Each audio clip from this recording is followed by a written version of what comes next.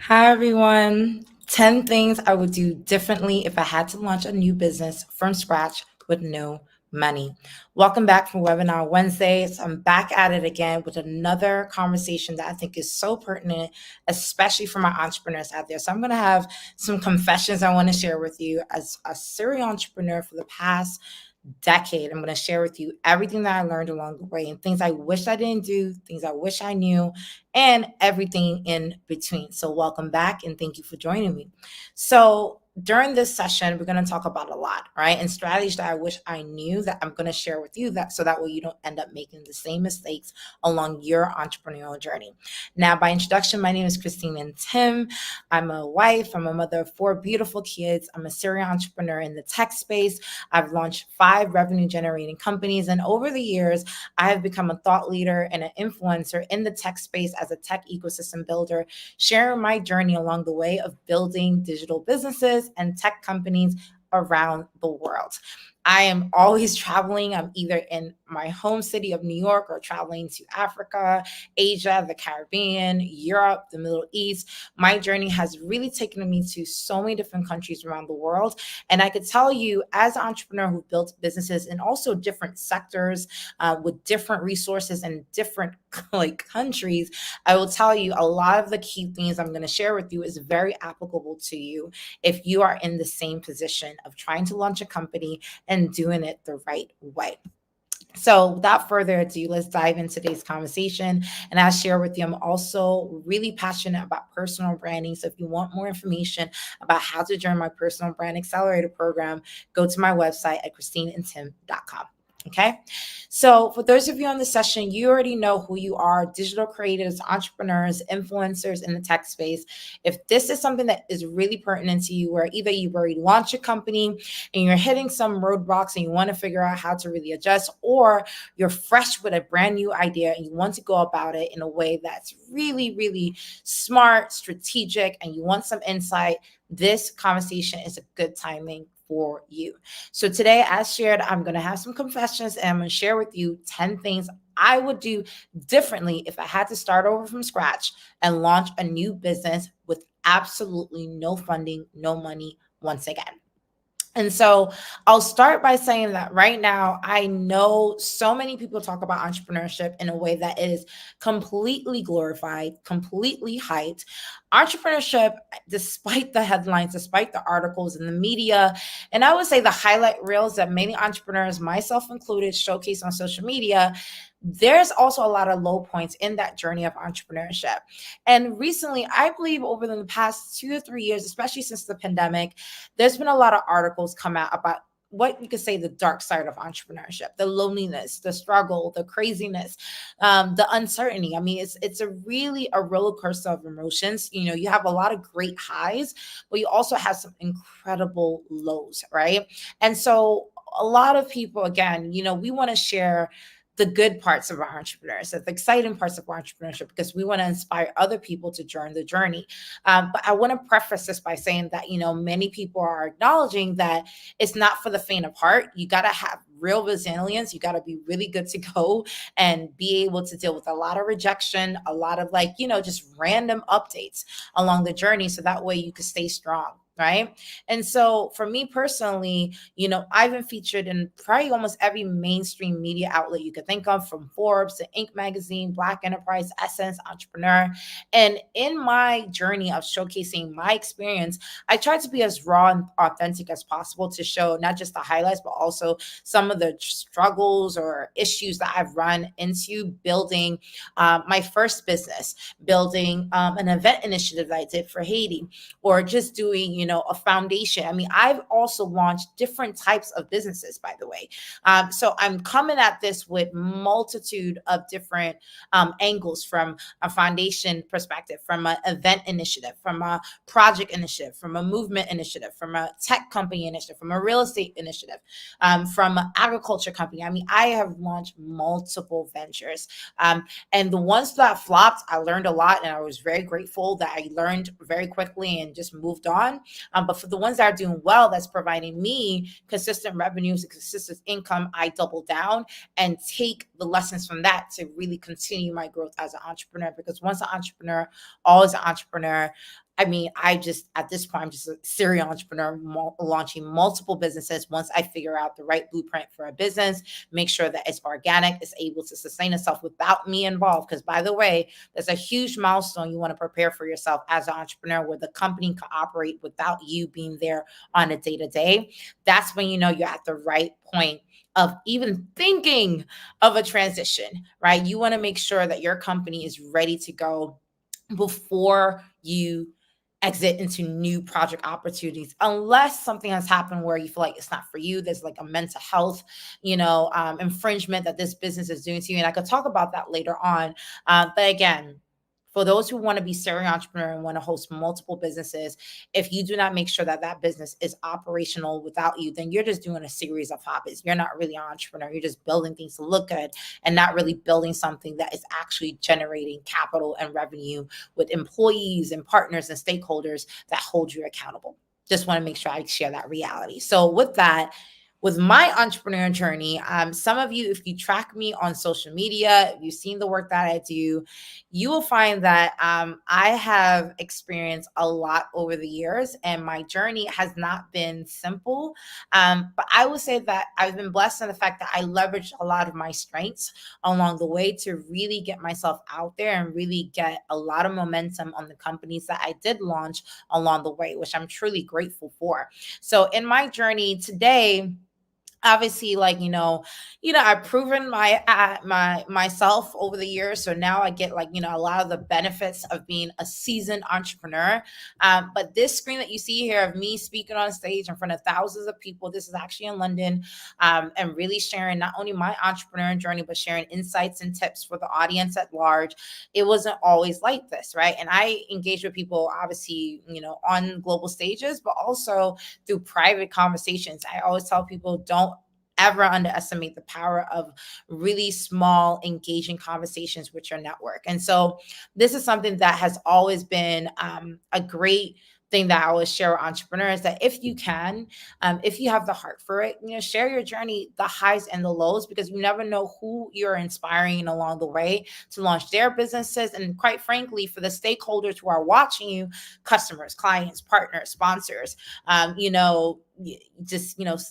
advisors, they're able to really track your journey as well and see if it's worth investing their time, their money, and their resources into you as well. So there's always a benefit of sharing it to inspire, but also sharing it to galvanize people towards your cause as well. So again, my journey actually started way back. Technically, I started my journey in entrepreneurship when I was like an early teen, because all the women in my family were entrepreneurs. My mother was a street vendor. My grandmother used to sell food. My aunts, were, hairstylists. I mean, every single one of the women in my family were entrepreneurs. So I not only got involved with all of their businesses as a preteen, but I also myself launched a couple of projects, even throughout college, right? That college, the only regret I have is I didn't incorporate while I was in college, but I was doing business in college and it made really good income to support myself, support my family, support my lifestyle. And so when I officially said, like, okay, like, I'm going to do this, I'm incorporating, if you want to talk about that start date versus my real entrepreneurial start date, I would say that start date was 2014. And lo and behold, 10 years later, it's so nice to see how far I've come over the past decade. But I quit my corporate job. I actually loved my job in banking. I quit my job in banking, relocated to Dubai, because I've heard so much about this city of wonders that has literally just built itself up out of the desert. And I wanted to, be there, be in the midst of something so unique. And I launched my company in Dubai, traveled to Haiti to scale, and really just, was really building on my first startup company. And that company, because of my vim and my engagement and my enthusiasm and my passion, everywhere I went, all I talked about was the startup. Within 2 years, I not only made the Forbes list, I not only scaled the company, I also raised $250,000 purely through pitching. I did every grant, every competition. I mean, it got to the point where I was so good, y'all, at pitching in under 60 seconds or less about my company, its value proposition, its stakeholders, the customers. I mean, I knew my numbers like look, I knew my numbers in and out. So when I got on stage, all the competitors knew I was walking away home with that cash money because I came in there for a reason and I was not leaving without that reason fulfilled. You get me? So I was really serious about pitching my company to the point that, look, like I actually, from doing that, my speaking career has kicked off because obviously as I was pitching my company, people were really inspired by my energy on stage and how I describe also the industry. And this is something for many of you entrepreneurs, when you know not only the business, but the industry that you're operating in, that's when you're able to create thought leadership and also build your personal brand simultaneously, while building a business. I have another webinar session on that that's coming up, but just want to give you a plug-in on that. So that way you're thinking simultaneously about this career journey that you're embarking upon. So my speaker career kicked off and I was able to travel the world, meet celebrities, have celebrity partnerships, celebrity deals. I was a feature in media outlets, worked with so many different institutions, and I picked LinkedIn as my go-to medium to really not only share updates of what was happening with my journey. I used Facebook, Twitter, and Instagram too, but LinkedIn, because it was the professional network, and it still is, I use that as my medium to close deals, close time. I mean, the power of this one page of the internet is crazy and it's free. So I was not playing games with LinkedIn. I always had one medium to really navigate and engage people all around the world. And of course, being featured for my experience as an entrepreneur and magazines around the world and speaking around the world was great. Right. And of course, the most important thing, I was able to close clients, really great clients along the way, through contracts, that to this day, I still work with many of them from multiple businesses that I operate in as well. So that's the benefit of doing really well with, your stakeholder network with one business. You could take them to multiple businesses because you've proven that traction as an entrepreneur. So here I am today now, running these multiple businesses, learning this, thing along the way of really building a business from scratch and starting from scale. And with all that said, I have learned a lot along the way. And here are the 10 things that I would do differently if I had to start all over again from scratch. First and foremost, let's start with some operational advice. Okay. I know every single person on the internet will tell you to, hire a marketing expert, a business development expert. Like, they really focus on the money and the CFO and all these things. But, I think people are sleeping on the real first hire that I think you should get is a personal assistant. I can't stress that enough. And here's the reason why I'm going to pitch right now, why having a virtual assistant and why virtual or in-person assistant, like hiring that first is so good. Because one, there are so many tasks that you need to do. They help you prioritize. So that way you can focus on sales, which is bringing the money in for the company and letting all the administrative stuff, not just go to them, but help you prioritize how you execute on those tasks. Second, you learn early on how to delegate and keep balance, right? Because once you're able to learn the skill of delegating, right, for your business, because you have an assistant helping you navigate your journey in a personal and a business setting. Now, when you hire that first person in marketing, you hire that first person in sales, you hire that person in finance, you know how to delegate tasks to those different job functions because you've been doing it and hybriding between the two, your personal and your business lifestyle at the same time. So it's really, really good to do that, right? The next thing is that it helps you stay accountable. One thing I would say, I'm a CEO with multiple employees now, right? Across multiple businesses. And I will say the one person that knows me better than all my employees is my personal assistant because they see behind the curtain, right? I can walk into my office and, spend time with my employees all the time, but I still get to be a little bit private about certain things. Not with my personal assistant. They see everything, right? And so they're able to hold me accountable to the goals that people don't see outside of the office, right? And so for these reasons and so much more, it helps you delegate, helps you focus. It really helps you build that CEO muscle early on. So again, when you hire that team that you want to come on board, all of those first jittle lessons, you're applying them to that first person to help you optimize so you can optimize your team and your company for success. So the first thing I wish I knew was to hire an assistant a lot earlier. It would have changed my entire trajectory of my first business and sequential businesses that I launched thereafter. That's number one. The second thing that I regret. I've been featured in so many different media outlets. And it took me the last couple of years I've had to convert that media intention to sales. So one thing I will tell you right now, anytime you launch something new, you have something called, like, it's not like really buyer's luck, but it's kind of like starter's luck, where everyone wants to help you in those first 2 years, right? Because you just got started. So people want to give you resources, want to engage with you.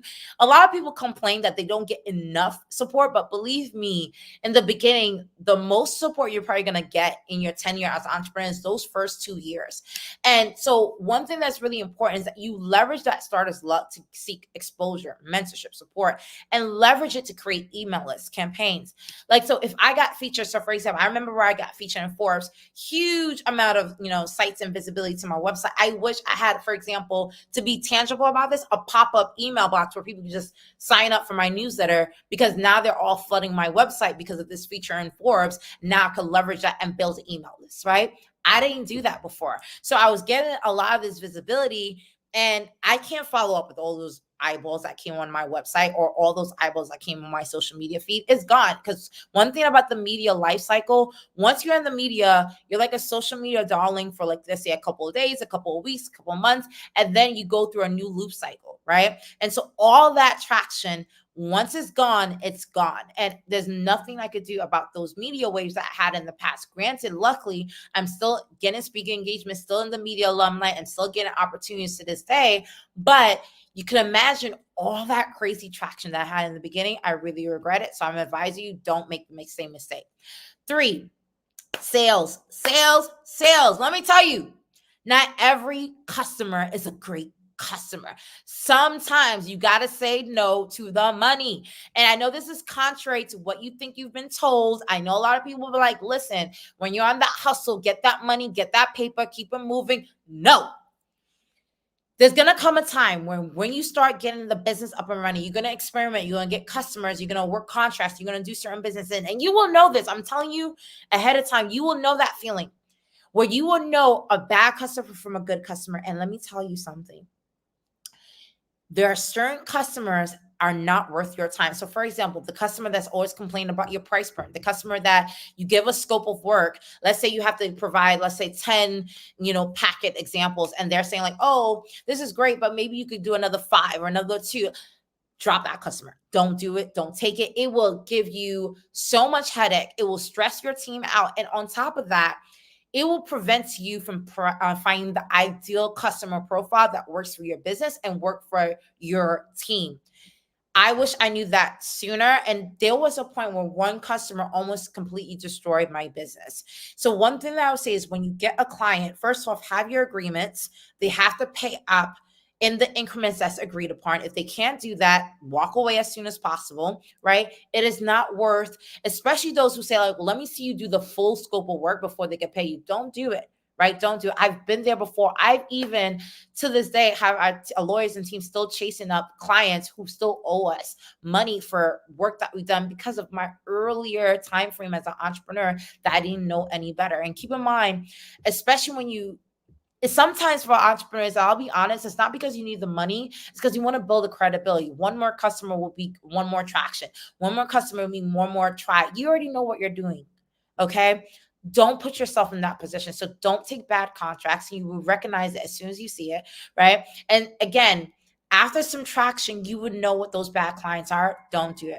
Right? Especially the ones who are keen on trying to give you a bad reputation. I am telling you, you will be blessed. You will be graced with more customers, more clients, more contracts. You will have abundance before you because you are passionate about the business. You want to build a business. If you have the heart and mind to actually say, I'm going to take this idea and build it up into a company and scale it to the world, you have the heart and the fire to find great clients and make that happen.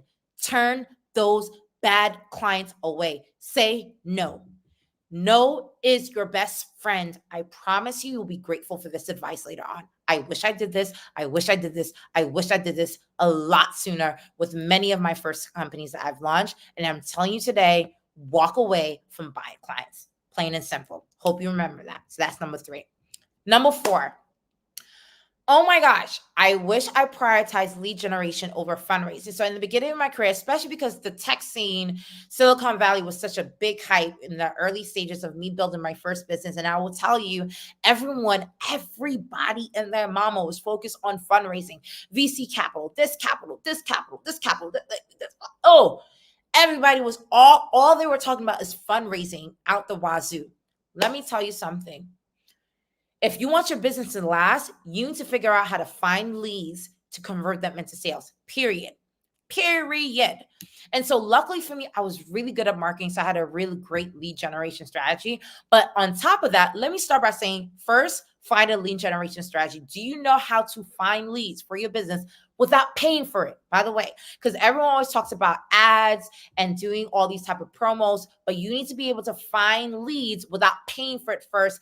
Ads is supposed to amplify your lead search, not to be the fundamental core part of your lead generation strategy. So, for example, one lead generation strategy that I had was posting flyers on multiple social media groups, in terms of Facebook groups of audiences that fit the customer profile that I was seeking. So, for example, one company I had was for coaching women in entrepreneurship. So I joined like about 50 different social media groups on women who are seeking, counsel on how to build a business. And I would post my free sessions on those groups, and that would generate new leads because obviously they would come to my free workshops, webinars, and I would convert them into my paid products, right? Very simple lead generation strategy. No money exchange. I'm just posting, doing the time frame and doing that. And I can amplify by doing ads and promotion, but it was great. No lead generation, no business. You need it, right? So with that said, on top of that, once you figure out a lead generation pipeline strategy, don't stop there. Try to find multiple ways of lead generation. So for example, Facebook might be my medium. In this example that I showed you, I will replicate that at LinkedIn. I will replicate that Twitter. Okay, now that's one medium. Then what other mediums do you have? Maybe going to events, maybe doing this, maybe hosting this. Always have multiple, because guess what? Every lead generation strategy hack that you have has a life cycle.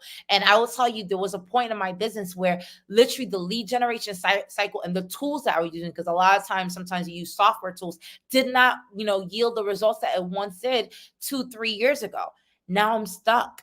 Right? You don't want to get stuck. So once you figure out a lead gen strategy, double down and keep learning multiple. So that way you have a roadmap of multiple lead generation strategies to keep the business going. So you're not stuck in a situation where, oh my God, how do I get more customers to find my product? Okay.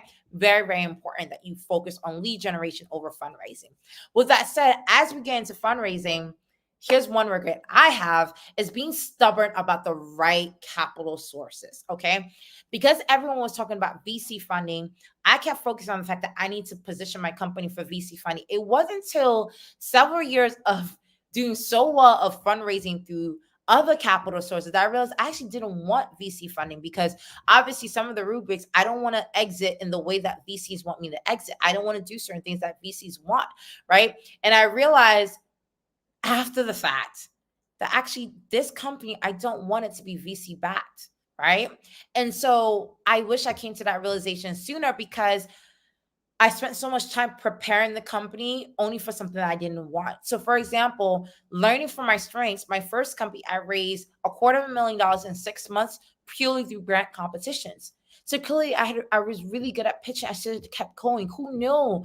Who knows what I would have been able to raise in 1 year, in 2 years, in 3 years for that business if I kept going, right? Maybe 1 million, right? Just through grants and competitions alone. I wish I kept going instead of stopping to try to get VC funding.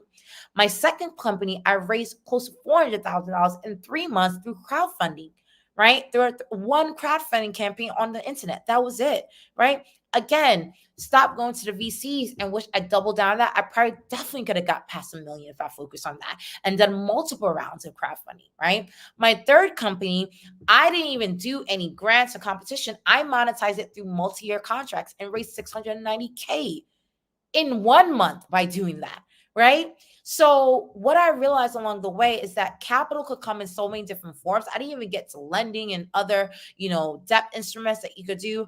But don't be stubborn, because a lot of the hype cycle on the internet and on media show you that there's one way to build a company. And as a result, sometimes you get shunned in building the company in ways that you already find useful and helpful to you. It is okay. Do what works for you and your company, because at the end of the day, you're trying to build the company for the long term, right? So make sure to do what's best for you and your company. With that said, number 6, I regret not prioritizing the narrative on my process before finalizing my product. So what I mean by that, especially if you're a business without a product, I wish that I had demos to explain the service, explain, what we're doing, creating demos, focusing on the user experience. So that way, because it's a service-based business, it's not the same as a product where you can look at it, you can feel it, you can see it, it's tangible. With service-based business, you really got to showcase and talk a lot. So I wish I had more promo videos explaining the products, demo the products in video format. So people, when they want to understand the procedure of working with us through contract for one of my businesses, especially, it would have been more simpler for them to understand. So if you have a narrative and you're only doing that through talking, through meetings, try to package that narrative into a video demo. So that way, anyone who wants to understand of how to really engage with your company, you have that, I would call, onboarding process a lot simpler done for them. Now, 7, going back to fundraising, I wish I followed up with the capital sources that worked for me in the past. So, for example, if I already was able to raise capital through grants, I wish I went back to those media and say, okay, do you have a new competition that I could get part of? Are there any other referral sources that you could recommend to me for me to compete in? Same thing with the crowdfunding. If I raise 1,000 with an individual already, how can I follow up and say, hey, this is the traction that we've done in the past 2 years. Are you willing to put another 1,000, right? And really leveraging my network of resources from incubators, accelerators, other events I've been a part of. I wish I went back and showed the traction. And it does 2 things. One, it's showcasing them that, that the support and the investment that they made into you, no matter what the amount, was worth it, because you're still moving forward with traction. And second, half of them will be able to give you follow-on support, or at least follow-up introductions to other support. So if you're fundraising and you're raising capital sources, raising resources from any entity, any group, go back to them after you build traction and try to build more on that relationship. You won't regret it. Right.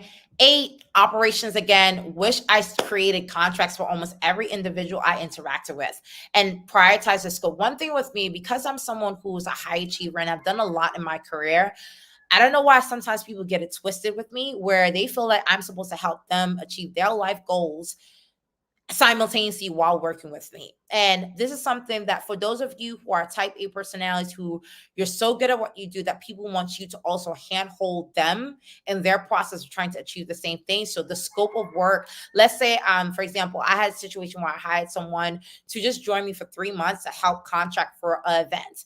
And the event went well. I trained them, showed them how to do certain things in terms of like events logistics. And at the end of the goal was for them to be able to do XYZ at the conclusion of the contract. Tell me why the person at the end is like, oh, no, that's not what we agreed upon. I'm like, no, we had a tangible meeting and conversation about this. And it became a back and forth, and it became a sour relationship. Had I put everything on the paper, the scope of their mentality wouldn't have extended to where it went, right? Where they kept moving the goalposts farther and farther and farther, because they're like, oh, instead of just getting this, I could have got this out of this ingredient. I could have got this. And this is what happens when you don't put things on paper. So going forward, I don't care if it's just like, the person's just interning or just doing a project, even just volunteering, y'all. Put it on paper. I am volunteering for X amount of hours, and this is what I expect. This is the agreement. I expect to get paid. I expect to not get paid. Put it on paper, and it cannot just be on email.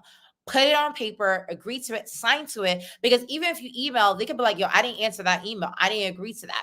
Make sure it's agreed upon. So that way, when that 3 months is up and the scope of conversation is right there on paper, they can't be like, oh, I thought, I don't want to hear about what you thought, what you want, what you this. This is what we agreed upon. Now, if you want more, let's think about a new contract based on the experience of success that we just experienced. Let's talk about what we could do next. How can we build? Because now you have something tangible. Say, okay, we reached this milestone. Do we want to work together again to do X, Y, Z? It will save you a lot of headache. Make sure, and again, in that template, there's multiple templates. Again, it doesn't always have to be a contract, but multiple templates on the internet, so I don't need to share that with you. But the scope, what is expected, bullet points within the relationship, and the timeline. Is it for 3 months, 1 year, 2 years? Make sure it's very clear so that way you guys can walk away both feeling fulfilled in what you agreed on paper. And it goes, and sometimes even if the person wants to, forget a month in, here's the paper. All right. It will save you a lot of headache. Number 9, operations. Again, not monitoring my system for scaling best practice. So for one thing I would say is because we live in a tech space, you're going to leverage a lot of tools and a lot of software, and it's very easy to forget. So after a while, I realized that I need to create a standard of operating procedures and a way of tracking all the tech that I'm doing. So I had a Word document, and it's a great way to track your burn rate. And that document is not only my login for each tech stack per business, but also, am I still using the software tool? Is it still generating us revenue? Is it really supporting? So that way you can unsubscribe and take yourself off certain subscriptions that you don't need. So making sure that you're tracking, are the tools and the structures that you have in place set up for scale. And one thing that I would say, create SOPs, standard of procedures. What if there's something that you're repeatedly doing on a regular basis with your business, write it out so that way the next person coming in could be able to follow that procedure and scale up very quickly. So that way you're not the one CEO with 20 different hats, reiterating, retraining for every single person that's coming into your business, right? Make sure to write procedures, because even you're going to forget, right? By writing out the procedures, even if it's like a 5-step checklist, and then you fill in the blanks over time, it's going to save you time and money over the long run. And last but not least, the last thing that I regret, and one thing that I'll tell you right now so that way you don't do this, what does the last date of your business look like? What is your exit strategy, right? Do you want to sell it? Do you want to expand it? Do you want to franchise it? Do you want to pass it on to your kids, right?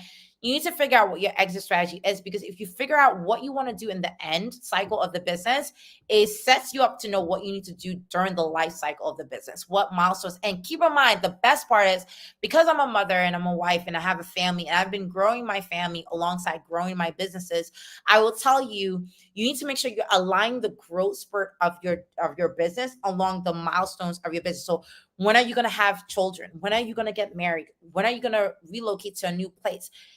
You are the entrepreneur, which means you are the CEO, not only of the business, but also of your life. Make sure you're aligning the timeline of your life and the business, so that way you're not stuck in a position where you're frustrated. And I will tell you, my first 2 daughters, they came during a time where it was very difficult to balance them with the businesses that I was running. And I learned a lot. So when I had my last 2 boys over the past 2.5 years, it was really great because I aligned it properly with the scale of my business, and it worked so much seamlessly. So I didn't have to miss out on great moments with my children, but also my business was able to function and scale, and we all have really great harmony. And it's not perfect, but it was great to know that there is a way to have a symbiotic relationship between your business and your family planning timelines along the way.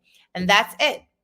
Those are my top 10 things I would do differently if I had to launch a new business from scratch with no money.